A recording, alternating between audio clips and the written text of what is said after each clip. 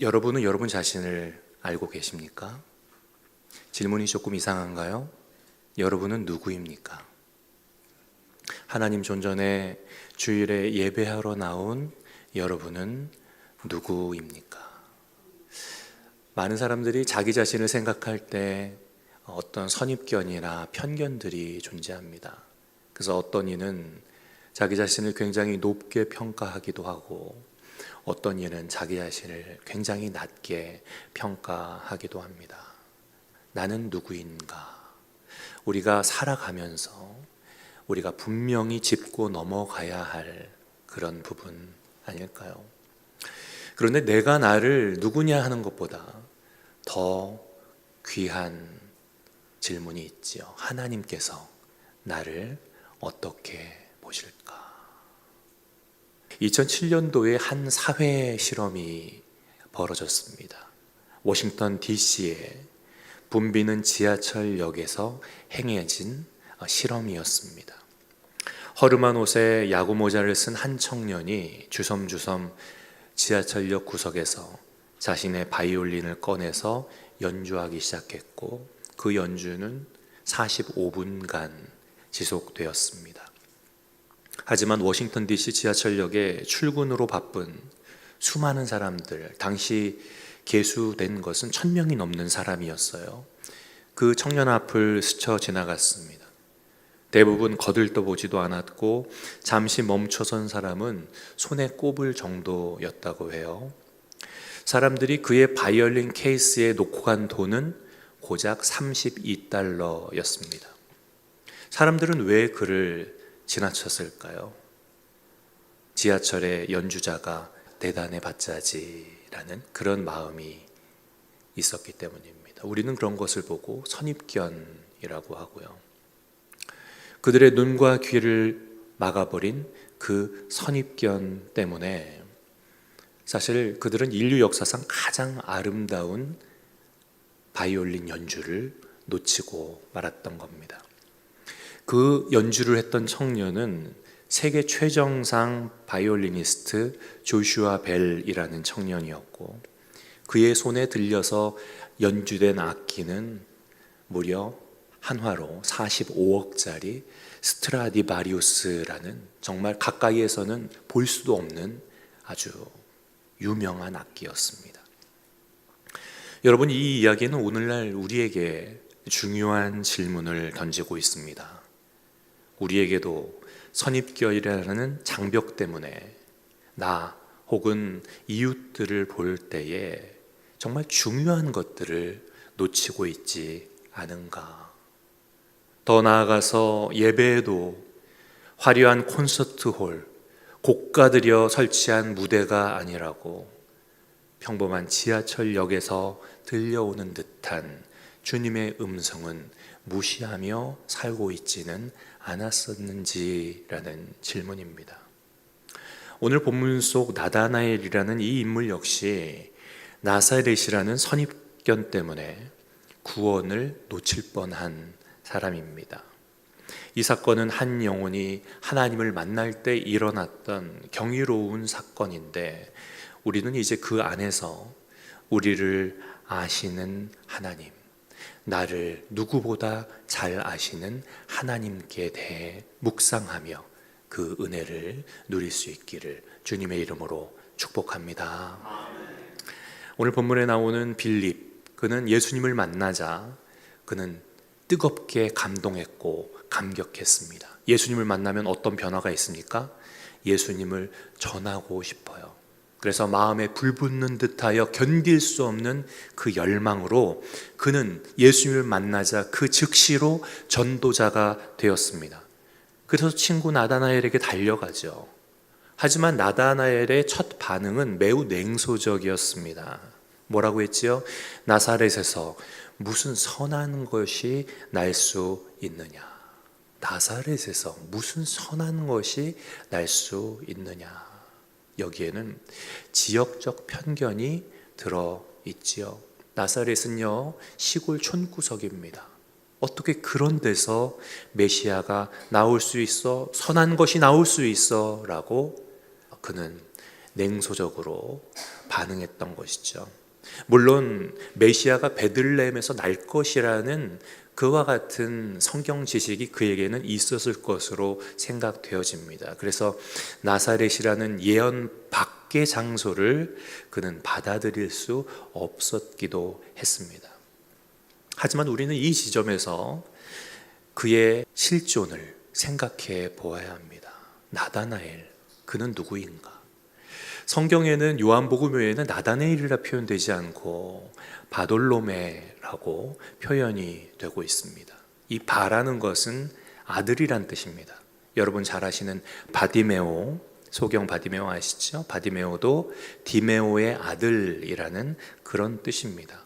그래서 바돌로메는 그의 혈통과 가문, 재산으로 규정되는 세상의 껍데기라는 겁니다. 우리 예전에 한국의 전쟁 후에 많은 사람들이 고향을 떠나서 실향민이 되고 또 이곳저곳 흩어져서 살았잖아요. 그럴 때 집에서 식모로 일하고 어렵게 와서 살아가는 사람들을 낮추는 말로 무슨 댁이라고 불렀습니다. 그렇게 낮추고 그냥 그의 혈통과 가문으로 흔히 부르는 이름들이 바로 나다나엘의 또 다른 이름 바돌로메였다는 겁니다. 그러나 예수님께서는 그 껍데기를 꿰뚫어 그의 본질을 보시고 나다나엘, 그 이름의 뜻은 하나님의 선물, 하나님의 귀한 선물이다 라고 그의 영적 진정성을 바라보셨던 겁니다. 성경을 보면 하나님께서는 우리의 체질을 아시고 모든 사람을 아신다. 할렐루야. 하나님이 모든 사람을 아신다라고 말씀하고 있습니다. 우리 속담에 보면 10길 물속은 알아도 한 길 사람 속을 모른다라고 하죠. 하지만 주님께서는 나다나엘 그리고 우리 모두를 정확하게 알고 계신 줄 믿습니다. 그래서 주님께서는 그에게 더없이 영광스러운 칭호를 부여하십니다. 보라, 이는 참 이스라엘 사람이라. 그 속에 간사한 것이 없도다라고 말씀하십니다. 여러분, 여기 참이다라는 것은 진짜라는 말이잖아요. 바르다, 옳다, 정확하고 틀림이 없다라는 말씀입니다. 여러분, 이 세상에 가짜가 얼마나 많습니까? 그러나 가짜가 많은 이 세상에 나다나엘은 주님께로부터 너 진짜다라는 평가를 들은 겁니다. 오늘 저와 여러분도 너 진짜 크리스찬이다, 할렐루야, 이 칭호를 들어야 될 줄로 믿습니다. 주님께 이렇게 인정받는다면 그것 얼마나 영광스러운 일일까요? 또한 이어지는 참 이스라엘, 이 이스라엘이라는 것은 무엇입니까?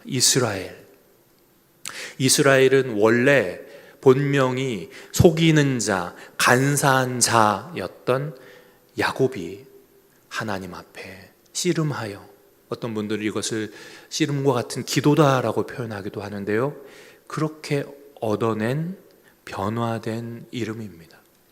그러므로 참 이스라엘 사람이라는 이 주님의 칭찬은 종교적 위선과 간사함이 만연하던 시대 속에서 그가 얼마나 진실되고 간절히 하나님께 구하던 자인지를 알려주는 대목입니다. 사실 나다나엘도 편견이, 선입관이 있었잖아요. 연약했죠. 그러나 그를 탓하지 않으시고 주님께서는 너에게 간사함이 없도다 라고 평가해 주셨는데, 설교 이후에 아시겠지만 이 평가는 시간과 공간을 초월해서 그의 인생 전체를 아우르는 평가였음을 알 수 있습니다. 그렇다면 주님께서는 과연 무엇을 근거로 그토록 정확하게 그를 아셨을까? 주님의 대답은 나다나엘 삶의 가장 은밀한 한 장면을 비추고 있습니다. 주님께서 말씀하시기를 빌립이 너를 부르기 전에 네가 무화과 나무 아래 있을 때 내가 보았노라. 나다나엘이 무화과 나무 아래에 있을 때 주님이 보셨답니다. 이건요, 주님이 저기 멀리서 나무 밑에 있는 나다나엘을 보셨다라는 그런 뜻이 아닙니다. 이 무화과 나무라는 것은 이스라엘을 상징하지요. 근데 이스라엘을 상징하는 이 무화과 나무 아래에 있던 이들은 경건한 자들로 대표되는 이들이었습니다. 경건한 유대인들에게 기도의 골방이자 하나님을 만나는 예배의 장소가 바로 무화과 나무 아래였기 때문입니다. 왠 줄 아세요? 무화과 나무 혹시 키워보신 분 계세요? 무화과 나무는 잎이 풍성하잖아요. 그래서 우리가 이곳에 있는 것보다 근동 지역의 무화과 나무는 더 큽니다. 크고 풍성합니다. 그러다 보니까 낮 시간대에 그곳이 얼마나 덥습니까? 얼마나 덥습니까? 그래서 사람들의 시선을 피해서 물깃던 사마리아 여인도 우리는 생각해 볼 수 있는 거죠. 사람들 안 다닙니다. 지금도 낮 시간대에는 근동 지역에 완전히 아무도 다니지 않는다고 해요. 그렇게 무화과 나무 아래는 그늘져서 그 시간에 힘들고 어렵지만 기도하려고 장소를 찾던, 하나님을 만나고자 했던 이들의 기도의 자리, 하나님과의 만남의 자리였다는 겁니다. 특히 나다나엘은 메시아 오심을 기다리고 기도했던 사람으로 보여집니다. 하지만 당시 권력과 결탁해서 안위를 누리던 종교 지도자들은 진정한 메시아의 도래를 부담스러워했습니다. 그래서 그들의 눈을 피해서 나다나엘은 무화과 나무 그늘 아래서 이스라엘의 회복을 위해서 기도했던 것이죠. 그의 그와 같은 모습은 시대를 거스르는 영적 저항이었으며 메시아를 향한 순전한 갈망이었던 것으로 믿습니다. 신명기 4장에 말씀하시기를 네가 만일 마음을 다하고 뜻을 다하여 그를 찾으면 만나리라. 아멘. 하나님은 당신의 사람들을 그들의 나무에서 만나 주셨다. 아브라함이 에셀 나무 아래에서 영원하신 하나님의 이름을 부를 때 그를 만나 주셨고, 삭개오는 뽕나무 위에서 자신을 향한 주님을 만나 모시게 됩니다. 다섯 사람 사울은 기도하던 중에 부르심을 받았습니다. 기도하는 장소, 하나님을 만나는 무화과 나무 밑, 나의 무화과 나무 밑은 어디입니까? 저들은 예배당에 정해진 장소에서 드리는 예배만을 예배라 생각했던 종교 지도자들의 생각을 완전히 뒤집고 있었던 것이죠. 아무리 더워도 하루 3번 기도하는 그 시간을 지키기 위해 무더운 물 뚫고 나가 무화과 나무 그늘을 찾는 그 열심, 그것은 오늘날로 본다면 우리들의 삶 속에 이른 새벽 커피 한 잔과 함께 펴든 성경 앞일 수도 있고요, 고된 하루 일상을 마치고 운전대를 잡은 채 드리는 짧은 기도의 시간일 수도 있습니다. 혹은 마음이 너무나 아파서 눈을 꼭 감고 오직 하나님만 향해서 기도하며 신음하는, 남들은 알아주지 않는 그 은밀한 갈망의 자리도 우리 주님께서는 똑똑히 보고 계신 줄로 믿습니다.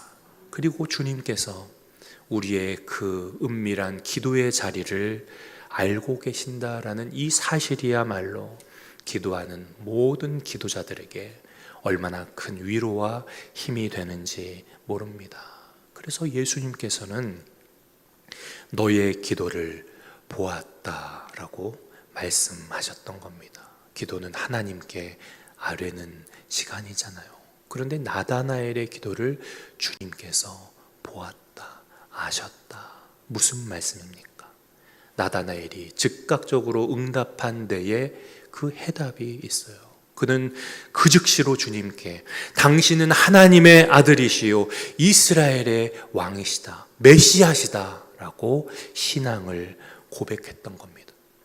그러자 주님께서는 그의 미래를 향한 더 장엄한 약속을 선포하시기를 내가 너를 무화과 나무 아래서 보았다 함으로 믿느냐? 이보다 더 큰 일을 보리라. 여러분, 그 큰일, 그 내용은 실로 놀랍습니다. 진실로 진실로 너희에게 이르노니 하늘이 열리고 하나님의 사자들이 인자 위에 오르락 내리락 하는 것을 보리라. 이것은 야곱이 보았던 사닥다리 환상이죠. 그 환상의 실체입니다. 곧 하늘과 땅을 잇는 중보자이신 예수 그리스도를 통해 천국에 하나님의 자녀들이 오르게 될 것을 예고하신 줄로 믿습니다. 땅에 묶인 인간이 하늘의 실체를 목도하는 것, 이것이 믿는 자에게 주시는 하나님의 영광입니다. 사랑하는 성도 여러분, 나다나엘이 무화과 나무 아래에 있는 것을 보셨던 주님께서는 오늘도 동일하게 예배를 사모하는 자, 마음과 뜻과 정성 다해 예배드리는 예배자의 마음을 주목하여 보시는 줄로 믿습니다. 하나님이 찾으시는 것은 완벽함이 아닙니다. 오직 주님 향한 순전한 갈망입니다. 하나님 찾으시는 것은 최고가 아닙니다. 하나님 찾으시는 것은 나의 정성 다한 최선입니다. 그리고 그와 같은 자는 더 큰 일을 보게 될 것이다 라고 약속 주신 줄로 믿습니다. 그것은 바로 우리가 우리의 옛 껍데기, 이 육신을 벗고 주님을 온전히 배웁게 되는 영광인 것이며, 나다나엘은 그 큰 일을 보게 되었습니다. 전승에 의하면 나다나엘, 바돌로메는 부활하신 주님을 이후 뵙고 그분을 따르다 순교하여 그 언약이 성취되었다고 합니다. 여러분, 최고의 예술가 중에 한 명이었던 미켈란젤로라는 사람 알고 계세요? 미켈란젤로. 미켈란젤로가 시스티나 성당 천장에 그림을 그렸습니다. 그 그림은 지금까지 전해지는 정말 엄청난 걸작품이죠. 이름은 최후의 심판입니다. 주님 오실 그날, 우리 찬양했던 것처럼 마라나타, 주님께서 임하시는 그날을 최후의 심판으로 영감 있게 그려냈습니다.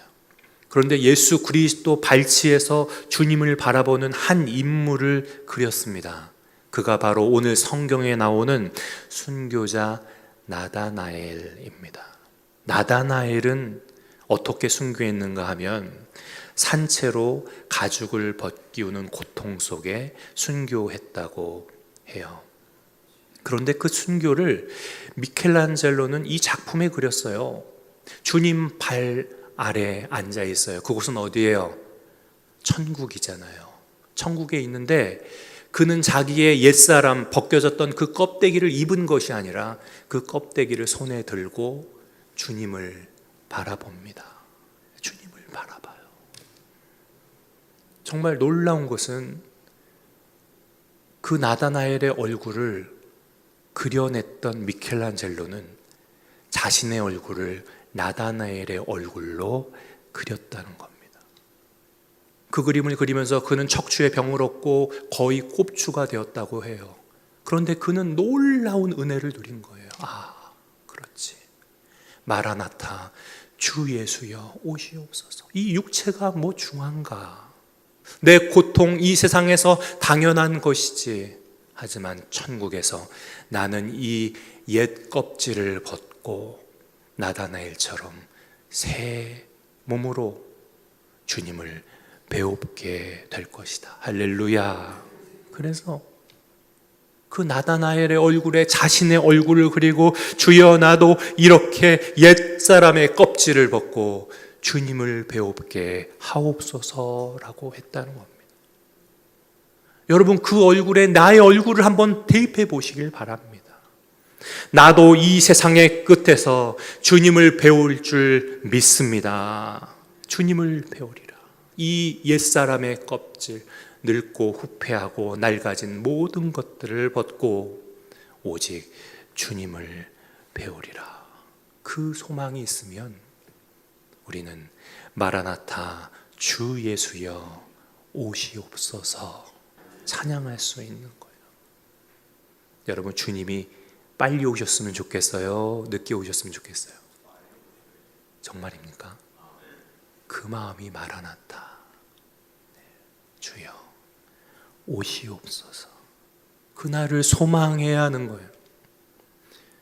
하지만 얼마나 많은 오늘날 크리스찬이라 불려지는 분들조차도 주님께서 빨리 오시면 어떡하지 하고 살아가는 분들 많다는 겁니다. 그러나 그것은 간사한 것이고 그것은 참이 아니다.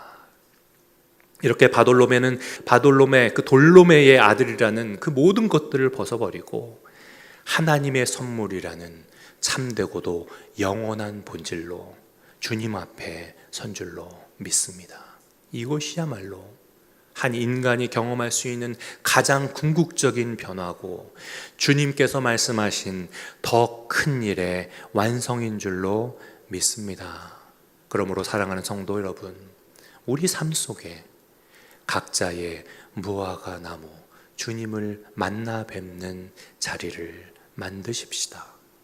그리고 그 은밀한 자리에서 주님을 만나고 주님을 갈망하십시다. 찾고 찾으면 만나게 될 것입니다. 찾고 찾고 부르고 부르고 구하고 구하면 주님께서 성령을 선물로 주시지 않겠느냐. 여러분, 그 약속 반드시 기억하시면서 주님 앞에 늘 거하실 수 있기를 주님의 이름으로 축원합니다.